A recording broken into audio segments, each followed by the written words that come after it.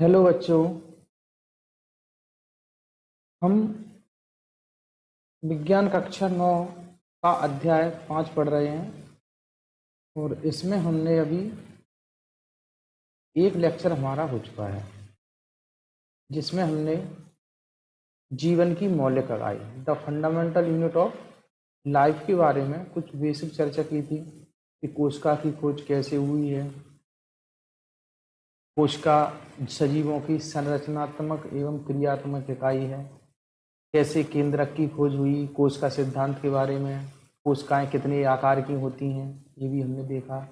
और कोशिकाओं की संख्या के आधार पर जीवों की संख्या, एक कोश के जीव और बहुकोश के जीवों के बारे में हम चर्चा कर चुके थे। आज हम देखते हैं क्या, कोशिका की संरचना। कोशिका की संरचना, ये आपका क्या दिया गया है, कोशिका का एक डायग्राम दिया गया है। चाहे ये देख लेना आप, ये दोनों एक ही बात है। वैसे देखते हैं हम कि कोशिकाएं हमारी, हम जंतु और पादप दोनों में अलग पढ़ते हैं। यानी कोशिका हम पढ़ेंगे क्या, एक पादप कोशिका, पादप और एक जंतु कोशिका के बारे में, दोनों के बारे में हम अलग अलग चर्चा करेंगे। तो पहले हम एक नॉर्मली कोशिका के बारे में चर्चा करते हैं कि क्या क्या होता है कोशिका के अंदर, और फिर इसके बाद हम जंतु कोशिका और पादप कोशिका में अंतर देख लेंगे कि जंतु कोशिका में और पादप कोशिका में बेसिक क्या अंतर है। तो चलिए अब देखते हैं कोशिका की संरचना। कोशिका की संरचना, कोशिका को जब हम देखते हैं बाहर से, तो कोशिका के हमें क्या होते हैं, तीन भाग मुख्य रूप से हमें दिखाई देते हैं। सबसे पहला जो बाहर का भाग होता है उसे कोशिका झिल्ली या कोशिका भित्ति, दो ही। जंतु कोशिका में सबसे बाहर से हम जो देखेंगे वो कोशिका झिल्ली दिखाई देगी, और पादप कोशिका में सबसे बाहर की ओर होगी वो होगी कोशिका भित्ति। तो दोनों ही हम कोशिका आवरण में दोनों ही चीजें पढ़ लेते हैं, कोशिका झिल्ली भी और कोशिका भित्ति भी। इसके बाद देखिए, ये सबसे बाहर जो आवरण दिखाई दे रहा है हमें, ये सबसे बाहर, ये कोशिका भित्ति भी हो सकती है, कोशिका झिल्ली। अगर पादप कोशिका की अगर हम बात करेंगे तो सबसे बाहर हमें क्या दिखाई देगा, कोशिका भित्ति, उसके नीचे कोशिका झिल्ली दिखाई देगी। और जंतु कोशिका की अगर हम बात करेंगे, ये जंतु कोशिका है, तो सबसे पहले बाहर हमें दिखाई देगा क्या, कोशिका झिल्ली। यानी जंतु कोशिका में कोशिका भित्ति एब्सेंट होती है, अनुपस्थित होती है। उसके बाद कोशिका के अंदर हमने जो बीच में, सबसे बीच में ये दिख रहा है, सबसे बीच में ये केंद्रक हमें दिखाई देगा। ठीक है, जैसे एक कोशिका यहाँ बनाने का प्रयास करते हैं। जैसे मान लो ये कोई कोशिका है, तो ये सबसे जो बाहरी आवरण दिखाई देगा, या तो ये क्या होगी, कोशिका झिल्ली होगी, क्या होगी, कोशिका झिल्ली। ठीक है, या ये हो सकती है कोशिका भित्ति। ठीक है, और जो बीच में कोशिका का भाग होगा यहाँ पर, ये होता है कोशिका का, क्या होता है, केंद्रक। बीच में जो भाग दिखाई देगा वो होगा केंद्रक। और यहाँ ये ऐसे, यहाँ पर क्या होगा, एक तरल पदार्थ भरा होता है जिसे हम कहते हैं कोशिका द्रव्य। क्या कहते हैं, कोशिका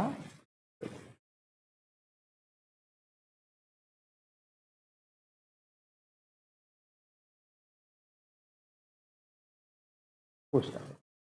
तो कोशिका को हमने बाहर से देखा तो हमें तीन चीजें दिखाई दी, एक कोशिका झिल्ली या कोशिका भित्ति, यानी इसे कोशिका आवरण भी हम कह सकते हैं। दोनों को मिलाकर कोशिका का आवरण, जो बाहर से कोशिका को क्या करता है, अलग करता है बाहरी पदार्थों से, कोशिका आवरण।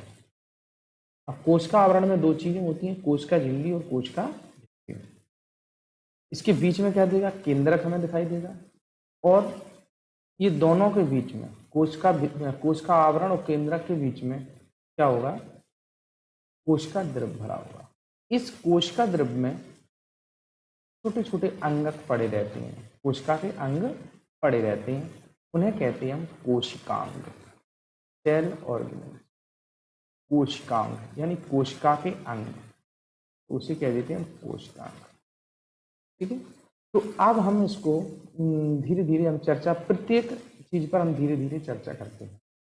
तो पहले हमने जनरली ये क्या दिखाई दी, फिर हम कोशिकांग देखेंगे बाद में। पहले हम यहाँ पर देखते हैं कोशिका भित्ति, कोशिका झिल्ली और केंद्रक, इन पर बात करते हैं। उसके बाद हम कोशिका द्रव्यमान देखेंगे। तो देखिए, ये कोशिका, सबसे पहले देखते हैं कोशिका भित्ति। तो कोशिका भित्ति क्या होती है? यह पादप कोशिका की सबसे बाहरी परत होती है, जो कि सेल्यूलोज की बनी होती है। मतलब अगर हम पादप कोशिका की बात करेंगे तो पादप कोशिका को जो हम देखेंगे तो सबसे बाहरी परत हमें दिखाई देगी, वो क्या होगी? कोशिका भित्ति, या इसे हम कहते हैं सेल वॉल, तो जो कि किसकी बनी होती है? सेल्यूलोज की,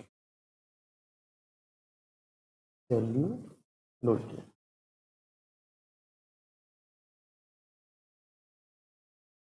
मतलब ये हमें बाहर एक परत और दिखाई देगी हमें यहाँ। जब हम पादप कोशिका को देखेंगे तो उसकी चारों तरफ एक परत, डबल परत होती है। एक कोशिका भित्ति होती है सबसे बाहर वाली, क्या होगी? कोशिका भित्ति सबसे बाहर वाली, उसके नीचे कोशिका झिल्ली होती है। तो जंतु कोशिका और पादप कोशिका में ये बेसिक हमारा डिफरेंस हो जाता है कि सिर्फ जो कोशिका भित्ति है वो किस में पाई जाती है? पादप कोशिका में पाई जाती है। ठीक है, तो हम कोशिका भित्ति की बात कर रहे हैं कि यह पादप कोशिका की सबसे बाहरी परत है, जो कि सेल्यूलोज की बनी होती है। कोशिका भित्ति जंतु कोशिका में अनुपस्थित होती है। जैसा कि हमने कहा था कि कोशिका भित्ति होती है वो किसमें? जंतु कोशिका में नहीं पाई जाती है। यह सख्त, मोटी, मृत तथा सरंध्र संरचना होती है। कहने का मतलब है ये सख्त होती है, जो कोशिका भित्ति होती है वो कैसे होती है? कठोर होती है, मोटी होती है, और इसकी जो कैसी होती है? मृत टाइप की, मृत होती है। और सरंध्र, सरंध्र का मतलब इसमें छोटे छोटे छिद्र भी हो सकते हैं, छोटे छोटे छिद्र पाए जाते हैं, जिससे कोशिका के अंदर पदार्थों का आदान प्रदान होता रहता है। ठीक है, इसका कार्य क्या है? यह कोशिका को यांत्रिक सहारा प्रदान करती है। ये किस लिए है? कि कोशिका को यांत्रिक सहारा प्रदान करती है और कोशिका का आकार निश्चित बनाए रखती है। तो कैसी होती है? सख्त होती है, तो कोशिका को कैसा बनाए रखती है?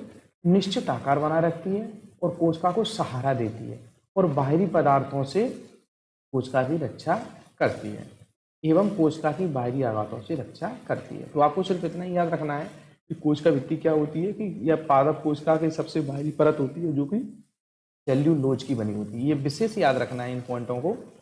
और जंतु कोशिका में यह अनुपस्थित होती है, यह सख्त होती है, मोटी होती है, मृत होती है, एवं सरंध्र, यानी इसमें छोटे छोटे छिद्र होते हैं, जिससे क्या होता है? कोशिका के अंदर पदार्थ आते जाते रहते हैं। यह कोशिका को यांत्रिक सहारा देती है, ये इसके कार्य हो गए। यह कोशिका को यांत्रिक सहारा देती है, कोशिका का आकार निश्चित बनाए रखती है, एवं कोशिका की बाहरी आघातों से रक्षा करती है। क्या करती है? कोशिका की बाहरी आघातों से रक्षा करती है। तो ये बात हो गई है किसकी? कोशिका भित्ति। ये देखो, ये बाहर जो संरचना ये दिखाई दे रही है वैसे, ये सबसे बाहर, ये क्या है? ये पादप कोशिका ली है हमने, एक जंतु कोशिका, ये बाहर ये संरचना दिखाई दे रही है, ये क्या है? कोशिका भित्ति है। अब देखते हैं हम कोशिका झिल्ली, इसे इंग्लिश में कहते हैं अपन सेल मेम्ब्रेन। इसे कोशिका झिल्ली, प्लाज्मा झिल्ली, प्लाज्मा मेम्ब्रेन, सेल मेम्ब्रेन, बहुत सारे नाम होते हैं इसके। तो सेल मेम्ब्रेन या प्लाज्मा मेम्ब्रेन, प्लाज्मा झिल्ली। प्लाज्मा झिल्ली कोशिका को बाहरी वातावरण से अलग करती है, या हम कह सकते हैं यह जंतु तथा पादप दोनों कोशिकाओं में पाई जाती है। प्लाज्मा झिल्ली होगी वो दोनों कोशिकाओं में पाई जाएगी। बस अंतर यह है कि पादप जंतु कोशिका की ये सबसे बाहरी परत होती है, क्योंकि जंतु कोशिका के चारों तरफ कोशिका भित्ति नहीं पाई जाती है। तो प्लाज्मा झिल्ली दोनों में पाई जाती है, इसमें जंतु कोशिका में भी और पादप कोशिका में भी। तो पादप कोशिका में ये बाहर से दूसरी परत होती है, तो जंतु कोशिका में ये बाहर की तरफ से पहली परत होती है। ठीक है, ये कोशिका को किससे? बाहरी वातावरण से अलग करती है। ठीक है, यह जंतु तथा पादप दोनों कोशिकाओं में पाई जाती है। यह लिपिड तथा प्रोटीन की बनी होती है। ये इंपोर्टेंट पॉइंट आपको याद रखना है कि यह लिपिड तथा प्रोटीन की बनी होती है, दोनों की। लिपोप्रोटीन भी कह देते हैं हम, लिपिड तथा प्रोटीन की बनी होती है। कौन? कोशिका झिल्ली। और कोशिका भित्ति किसकी बनी थी? सेल्यूलोज की। तो बेसिकली हमें याद रखना है कि कोशिका भित्ति सेल्यूलोज की बनी होती है और कोशिका झिल्ली लिपिड तथा प्रोटीन की बनी होती है। यह वर्णात्मक पारगम होती है तथा कुछ पदार्थों को ही कोशिका के अंदर तथा बाहर जाने देती है। वर्णात्मक पारगम, वर्णात्मक पारगम का मतलब होता है कि वो सिलेक्टेड चीजों को अंदर जाने देती है और सिलेक्टेड ही पदार्थों को बाहर जाने देती है। मतलब ऐसा नहीं है कि प्रत्येक चीज बाहर या अंदर बाहर हो सकती है कोशिका से, नहीं, सिलेक्टेड, चयनात्मक पारगम जिसे हम कहते हैं। तो सिलेक्टेड चीजों को ये, इसका मतलब यही होता है वर्णात्मक पारगम होती है। ये बिल्कुल सिलेक्टेड चीजों, कुछ पदार्थों को ये अंदर जाने देती है, कुछ पदार्थों को बाहर जाने देती है। यह लचीली होती है। यह क्या होती है? लचीली, मतलब ये कठोर नहीं होगी, ये सेल मेम्ब्रेन की तरह, कोशिका भित्ति की तरह कैसी होगी? कठोर नहीं होगी। तो ये हमने देख लिया है क्या कि कोशिका झिल्ली होती है वो कोशिका को बाहरी वातावरण से अलग करती है। यह पादप एवं जंतु दोनों कोशिकाओं में पाई जाती है।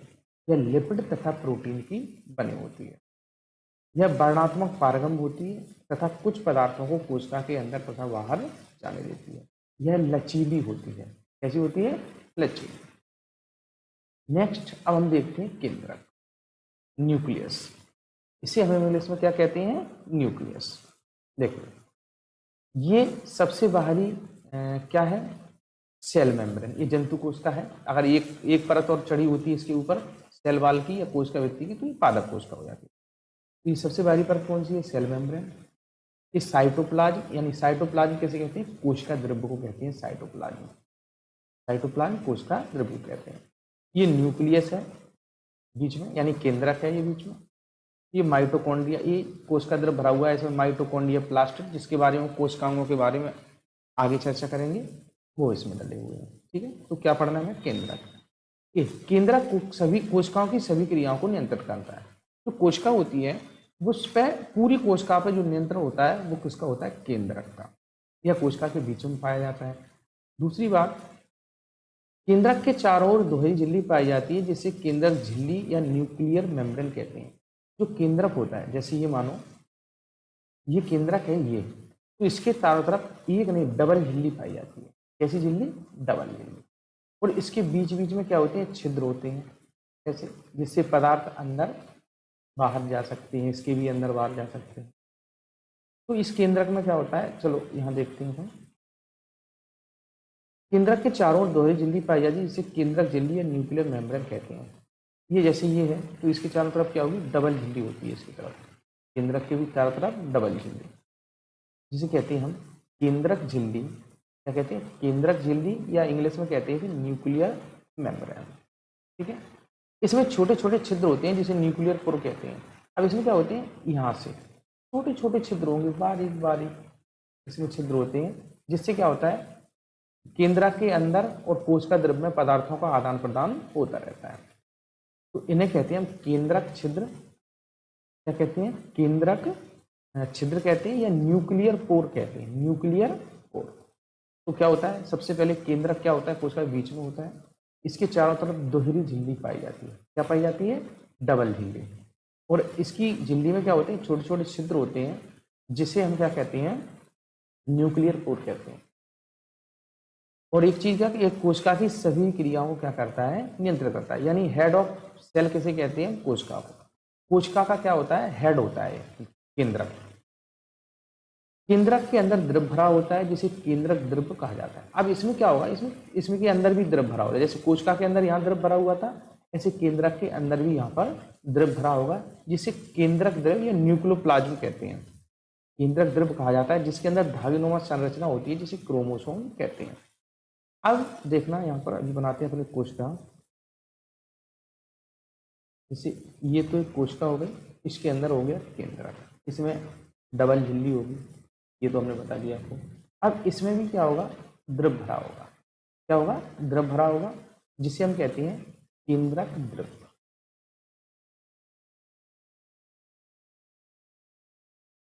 केंद्रक द्रव या न्यूक्लियोप्लाज्म। ठीक है, अब इसमें ऐसी धागेनुमा संरचना होती है, ऐसी धागेनुमा संरचना, जिसे हम क्या कहते हैं? क्रोमोसोम। क्रोमोसोम। ये क्रोमोसोम पहले जब ऐसे ऐसे होते हैं तो इन्हें क्रोमेटिन कहते हैं, क्रोमेटिन से ही क्रोमोसोम बन जाता है।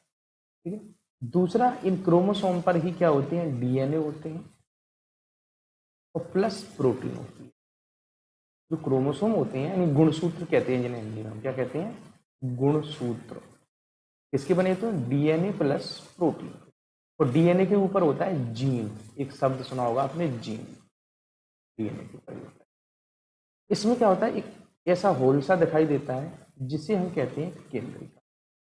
क्या कहते हैं, केंद्रिका, या इंग्लिश में कहते हैं न्यूक्लियोलस। ठीक है, तो चलो हम देखते हैं इसका। इसमें छोटे छोटे छिद्रों से न्यूक्लियर पोर कहते हैं। केंद्रक के अंदर द्रव भरा होता है जिसे केंद्रक द्रव कहा जाता है, जो हमने बताया कि केंद्रक द्रव भरा जाता है, जिसके अंदर धागेनुमा संरचना होती है जिसे क्रोमोसोम कहते हैं। जो हमने बताया इसके अंदर क्या होगी, धागेनुमा संरचना होगी जिसे क्या कहें, क्रोमोसोम या गुणसूत्र कहते हैं। क्रोमोसोम या गुणसूत्र डीएनए तथा प्रोटीन के बने होते हैं। किसके बने होते हैं, डीएनए तथा प्रोटीन। प्रोटीन भी कौन सी होती है, स्टोन प्रोटीन, अगर कभी बात आए सामने, वैसे आपके मतलब की बात नहीं है अभी। डीएनए और क्या होता है, स्टोन प्रोटीन होती है। डीएनए एक आनुवांशिक पदार्थ है। डीएनए क्या है, एक आनुवांशिक पदार्थ है। आनुवांशिक पदार्थ का मतलब होता है माता पिता के लक्षणों को संतानों में ले जाना। तो इसका जो माता पिता के लक्षण है वो संतानों में कौन ले जाता है, डीएनए इसका क्या होता है, मुख्य पदार्थ होता है, आनुवांशिक पदार्थ जिसे हम कहते हैं। आनुवांशिक लक्षणों को एक पीढ़ी से दूसरी पीढ़ी में ले जाता है। कौन ले जाता है, डीएनए। ठीक है, जैसे माता पिता के कुछ गुण अपने संतानों से मिलते हैं, जैसे सॉरी संतानों के गुण अपने माता पिता से मिलते हैं, जैसे उसकी नाक है, उसकी हंसी है, चाल है, ढाल है, तो ये सभी कुछ गुण होते हैं वो अपने माता पिता से मिलते हैं। ये कौन लाता है, डीएनए ही एक पीढ़ी से दूसरी पीढ़ी में ले जाता है। डीएनए पर भी क्या बैठे होते हैं, जीन होते हैं। केंद्रक के भीतर एक गोल संरचना होती है जिसे केंद्रका कहते हैं, जो हमने बताया था अभी आपको, ये संरचना, ये केंद्रक के अंदर इसे क्या कहा था हमने, केंद्रका कहा। तो इतनी चीजें हमने देख ली हैं। ये केंद्रक की संरचना है, देखो ये डबल झिल्ली हो गई, एक साइड से बनाई गई है। इसके अंदर ये न्यूक्लियोलस होगा, ये दिख रहा है केंद्रका हो गई। तो इसमें ये धागेनुमा संरचना है, इन्हें क्या कहते हैं, गुणसूत्र कहते हैं। क्या कहते हैं, गुणसूत्र या क्रोमोसोम। इस पर ही डीएनए और ये प्रोटीन के बने होते हैं। तो आज हमने इसमें केंद्रक में देखा, केंद्रक क्या होता है, हेड ऑफ सेल होता है, या दोहरी झिल्ली से घिरा हुआ होता है जिसे न्यूक्लियर मेम्ब्रेन कहते हैं। इसमें छोटे छोटे छिद्र होते हैं जिन्हें न्यूक्लियर पोर कहते हैं। केंद्रक के अंदर द्रव भरा होता है जिसे हम क्या कहते हैं, केंद्रक द्रव कहते हैं। केंद्रक के द्रव में क्या होता है, धागे की नुमा संरचना होती है जिन्हें हम क्या कहते हैं, क्रोमोसोम कहते हैं। और क्रोमोसोम या गुणसूत्र ये किससे मिलकर बने होते हैं, डीएनए तथा प्रोटीन से मिलकर बने होते हैं।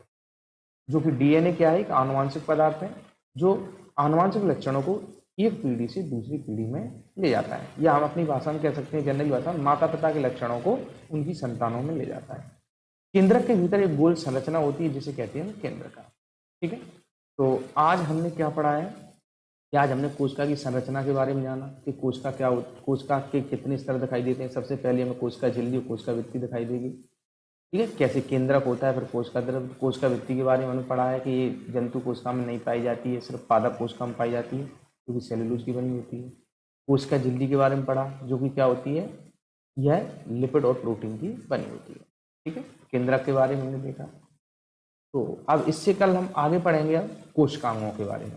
जो साइटोप्लाज्म होता है यानी केंद्रक द्रव भरा हुआ है, कोशिका के अंदर क्या भरा है, केंद्रक द्रव, सॉरी केंद्रक द्रव नहीं, कोशिका द्रव भरा है। यहाँ पर ये कोशिका द्रव भरा हुआ है। इसमें कौन कौन से अंग होते हैं, इसमें हम पढ़ेंगे mitochondria, plastid, ribosome, Golgi body, ER endoplasmic reticulum, lysosome, इनके बारे में हम आगे कोशिकाओं के बारे में चर्चा करेंगे।